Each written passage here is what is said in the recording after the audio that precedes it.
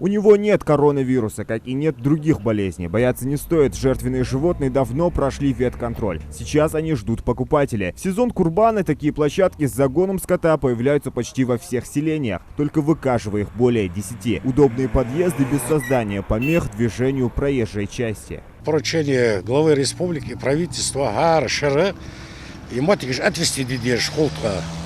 Наха компактно отъел барьер дагыл дегерт койгул.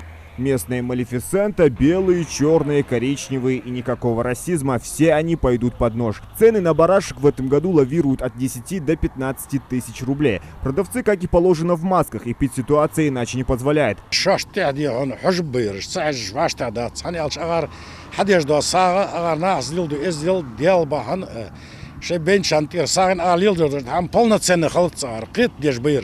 Устроенные места для загона скота и в Плиево. Пока предпраздничного ажиотажа нет, скопления людей не наблюдается. Что сейчас очень важно, ведь вирус еще не отступил. У нас только одна площадка, но в дальнейшем мы думаем, что будет 2-3 площадки.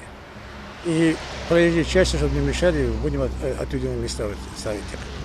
В Центральном округе Назрани 3 площадки для забоя животных. Этим занимаются проверенные бойни. Одна из них находится по Картоево. Антисептики, перчатки, маски. Перед входом для всех посетителей это обязательный ритуал. Обязательно маски есть, перчатки есть. Перчатка для дезинфекции. В хозяйстве Руслана Шахмурзиева около 40 голов крупного рогатого скота. 7 человек могут совершить гурб, если в жертву приносится бычок, потому что выходит 7 частей мяса. Люди могут прийти и посмотреть на весь процесс и забрать свою долю, но прежде обязательно дают разрешение человеку, который будет проводить обряд.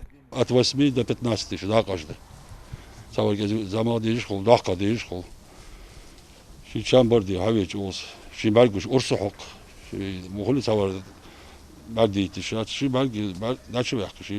На этой бойне после забоя скота все отходы вывозят на утилизацию в специально отведенное место. После проведения обряда жертвоприношения у многих жителей возникает проблема с оставшимися шкурами животных. Выбрасывать их, как правило, нельзя. Поэтому в Назрани организованы специальные пункты приема. В 2 местах принимают шкуры. Это по улице Тамбиева 50 и по улице Чеченская 14.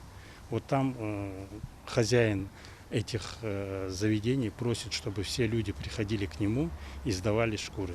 Обеспечение порядка после проведения всех мероприятий, пожалуй, самое главное. Ведь чистота – половина веры. И чтобы Всевышний принял все наши старания, нужно ответственно подойти к этому вопросу. Зелимхан Калоев, Асхаб Билакиев, Новости 24.